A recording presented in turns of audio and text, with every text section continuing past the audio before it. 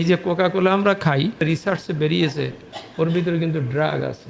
আমি কোকা কোলার হেডকোয়ার্টারও গিয়েছি, তাদের সেই জর্জিয়াতে তাদের যে হেড অফিস আছে, সেখানে খুব সূক্ষ্মভাবে আমরা দেখেছি কিভাবে কি ফর্মুলায় বানানো হচ্ছে। এই কথাটা ইনগ্রিডিয়েন্টসের ভিতরে উল্লেখ করে না। এবং এই ড্রাগ এইসব দেশগুলোতেই বেশি আসতেছে। তার নিজের দেশে হয়তো কে কেমন করছে জানে না, কিন্তু এটা করছে।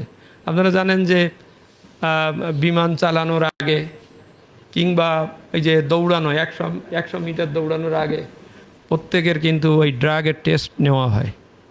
কারণ স্টিমুলাস এমন একটা কিছু জিনিস থাকে যদি, তাহলে সে তো অন্যদের চাইতে সে হঠাৎ করে বড় হয়ে যাবে বা বেশি হতে পারে।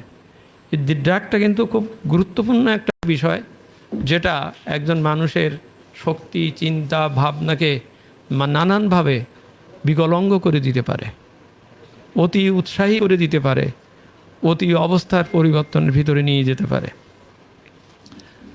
বিশ্ব স্বাস্থ্য সংস্থা একজন সুস্থ মানুষের সুস্থতা সম্পর্কে 4টে সত্য বা বিষয় বলেছে।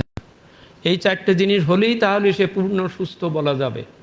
নাম্বার 1 হচ্ছে ফিজিক্যাল, অর্থাৎ দৈহিক। আপনাকে দৈহিকভাবে সুস্থ থাকতে হবে, আপনার কোনো কাটা ছোড়া মানে কোনো অ্যাক্সিডেন্ট কোনো কিছু থাকবে না, আপনি দৈহিকভাবে।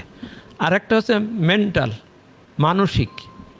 আপনি এমনি অন্য দিক থেকে সম্পদশালী হতে পারেন, অনেকের মতো অনেক কিছু হতে পারেন, কিন্তু দেখা যাচ্ছে আপনার মানসিক অবস্থা খারাপ, তাহলে কিন্তু আপনি সুস্থ নন। আর একটা হচ্ছে সামাজিক, আপনাকে সামাজিকভাবেও সুস্থ থাকতে হবে। আপনি সব কিছু ভালো, কিন্তু আপনি দেখা যাচ্ছে যে দুর্নীতিবাজ, বা আপনি একটা চোর, ডাকাত, এমনকি মাথা নেড়া করে বিদেশে পালিয়ে যাওয়ার মতন ব্যক্তি যদি হন, তাহলে তো আপনার এই বৈভব, সম্পত্তি ইত্যাদি কিছুই হবে না। কারণ আপনি সামাজিকভাবে অপদস্থ। সামাজিকভাবে আমি এখানেই জোরটা দেব পরবর্তীকালে এসে। আর চতুর্থ হচ্ছে স্পিরিচুয়াল, আত্মিক বা আধ্যাত্মিকভাবে, যেটা আমরা এই যে বলতে চাচ্ছি। আপনার হেডকোয়ার্টারের সাথে যোগাযোগ যদি আপনার ভালো না থাকে, তাহলে আপনি সুস্থ নন, আপনি ভালো নন। সেনাবাহিনীকে আমরা যখন বাইরে পাঠাই, তার সাথে সবসময় কিন্তু হেডকোয়ার্টারের যোগাযোগ থাকতে হয় তার, নইলে সে কিন্তু রসদ পাবে না, সে ডিরেকশন পাবে না, সে ইনস্ট্রাকশন পাবে না। আমার মেন আত্মা, পরমাত্মা আশ্রে মহল্লায়, ওখানে কিন্তু আমার আত্মা রয়ে গেছে। এবং আমার কাছে যে আত্মাটা আছে, এটা কিন্তু একটা ডুপ্লিকেট, কী বলে, রেপ্লিকা। এই রেপ্লিকার আত্মার সাথে হেডকোয়ার্টারের ওই আত্মার সংযোগ যার যত ভালো, যার যত স্পষ্ট, সে তত ভালো। তো সুতরাং মাদকের বিষয়টা খুব গুরুত্বপূর্ণ। এখানেই আমি যে বললাম তৃতীয় জিনিসটা সোশ্যাল। এই সোশ্যালভাবে সুস্থ আমাদেরকে হওয়ার ব্যাপারে আসলে সকলকে চেষ্টা করতে হবে।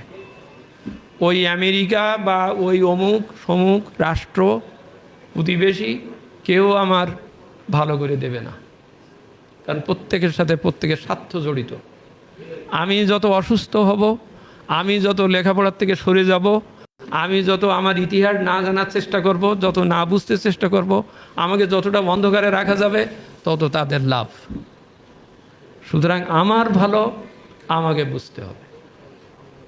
আমাদের ভারতবর্ষের পাকিস্তান আমল আন্দোলন, তার আগে ব্রিটিশ আন্দোলনের সব উদ্দেশ্যই দেখেন যে দাবি রাখার চেষ্টা করা হয়েছে, যে তুমি এটা বুঝো না, এটা জেনো না, এ করো না, যা নানানভাবে আমাকে বিভেদের সৃষ্টি করে দেওয়া হয়েছে।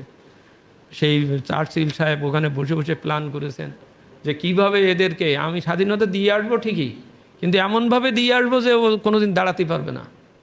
ভারতবর্ষের যে 2টা প্রদেশ, রাজ্য, একটা হচ্ছে পাঞ্জাব আর একটা হচ্ছে বেঙ্গল, সবচাইতে সম্পদশালী, বুদ্ধিজীবী, সব দিক থেকে ভালো।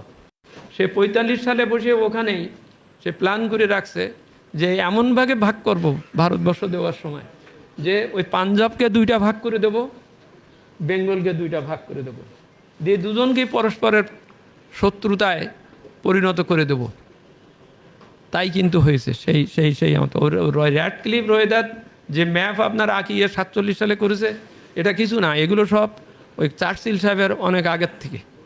ইদানিং এগুলো নিয়ে স্টাডি হচ্ছে এবং প্রশ্ন তোলা হচ্ছে যে চার্চিল সাহেবকে কেন নোবেল পুরস্কার দেওয়া হয়েছিল সাহিত্যে?